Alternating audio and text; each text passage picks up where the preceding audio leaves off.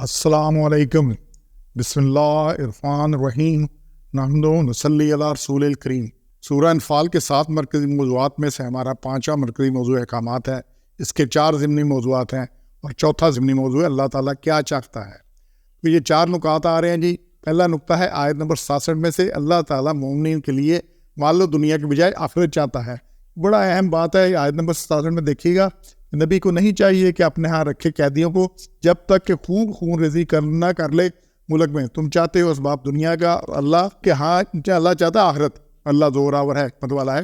تو جب بدر میں جو قیدی 70 ہوئے تو طے یہ ہوا کہ ان سے فدیہ لے لیا جائے، تو اللہ کو یہ بات سخت نہ پسند آئی، تو اللہ نے یہاں پہ بڑی سخت آیت اتاری ہے کہ اللہ کو یہ نہیں چاہتا کہ کیونکہ مال کے بدلے میں ان کو چھوڑو، ان کفروں نے کافروں نے پھر یہی خرابیاں کرنی ہے، تو دنیا کے مال کے بدلے میں ان کو نہیں چھوڑنا، اور اللہ چاہتا ہے کہ آخرت میں تمہیں بدلہ ملے۔ تو یہاں پہ دنیا کے مال کے پیچھے نہیں ریجھنا۔ تو یہ بڑی اہم چیز آئی ہے کہ یہاں نہیں چلنا۔ پھر دوسرا نقطہ ہے جی 39 نمبر آیت میں سے، فتنہ کے مکمل خاتمہ تک کفار سے جنگ کرو۔ 39 نمبر آیت بڑی، اور قاتلوہم حتی لا تکون فتنۃ، یہاں تک کہ لڑتے رہو ان سے یہاں تک کہ نہ رہے فساد، کوئی فتنہ باقی نہ رہے، یکون الدین کلہ للہ، اور سب دین ہو جائے، حکم ہو جائے سب اللہ کا۔ یہ ساری باتیں کب تک لڑنا ہے، اور یہی بات جو دین اللہ نے بھیجا ہے، یہ سورہ توبہ میں بھی ہے، سورہ فتح میں بھی ہے، سورہ صف میں بھی یہ بات آئی ہے۔ یہ بڑی اہم چیز آئی ہے کہ اللہ نے کیا ہے، اللہ نے بھیجا وَالَّذِي أَرْسَلَ رَسُولَهُ بِالْهُدَىٰ وَدِينِ الْحَقِّ لِيُظْهِرَهُ عَلَى الدِّينِ كُلِّهِ، کہ اللہ نے اپنے رسول کو ہدایت اور سچا دین دے کر بھیجا ہے تاکہ اس کو غلبہ دے ہر دین کل، تمام دینوں پر غلبہ کے لیے بھیجا ہے۔ مشکین کو کتنا ہی یہ برا لگے، اللہ نے یہ بار بار کہا کہ اس لیے کہ فتنہ کے خاتمہ تک، فتنہ جب تک ختم نہیں ہوتا جنگ کرو، بیچ میں نہیں چھوڑ دینی بات۔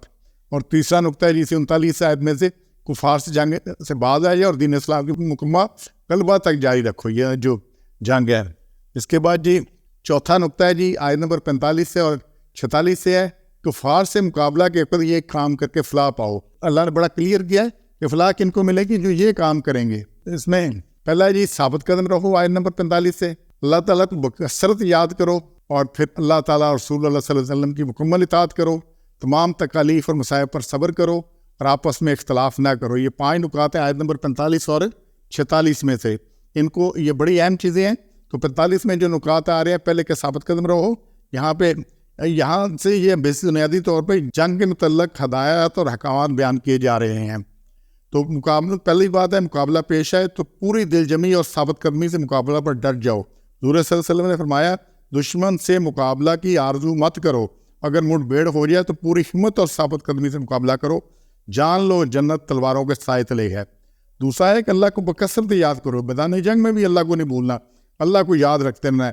بالخصوص میدان جنگ میں نمازوں کا خیال رکھو، اس لیے اللہ نے نماز خوف جنگ میں نماز کے کم کر دی، 1 رکعت کر دی، لیکن چھوڑی نہیں، نماز معاف نہیں ہے۔ جنگ میں جہاد میں بھی معاف نہیں ہے، وہاں اللہ نے آسانی دے دی کہ ایک تیمم کر لو، پانی نہیں ملتا، 1 رکعت پڑھ لو، لیکن پڑھنی ضرور ہے، اور اللہ ہی پر بھروسہ کرو، اسباب پر تکیہ نہ کرو۔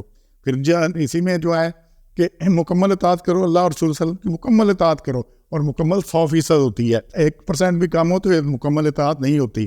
اور پھر اسی میں جی آپس میں جھگڑا مت کرو، نہ اختلاف پیدا کرو، ورنہ تمہاری ہمتیں پست ہو جائیں گی۔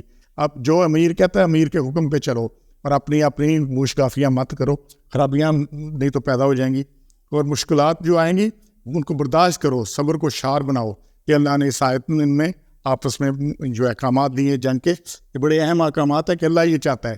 اب جب جو اللہ چاہتا ہے ہم کریں گے تو اللہ کی مدد تبھی آنی ہے، اگر اللہ جو چاہتا ہے ہم نہیں کریں گے تو پھر ہم اپنی مرضی کریں گے، تو پھر مرضی کے نتائج جو ہو رہے ہیں کہ سب وسائل ہونے کے بعد کوئی کمی کسی چیز کی، نہ لوگوں کی، نہ مال کی، نہ کسی چیز کی کمی مسلمانوں کے پاس نہیں ہے تو ہمت کی کمی اور ایمان کی کمی، اور اسی وجہ سے ذلیل و خوار ہو رہے ہیں۔ تو انشاءاللہ ہم نے اپنی اصلاح کرنی ہے۔ سبحان ربک رب العزت عما یصفون وسلام الحمد للہ رب العالمین۔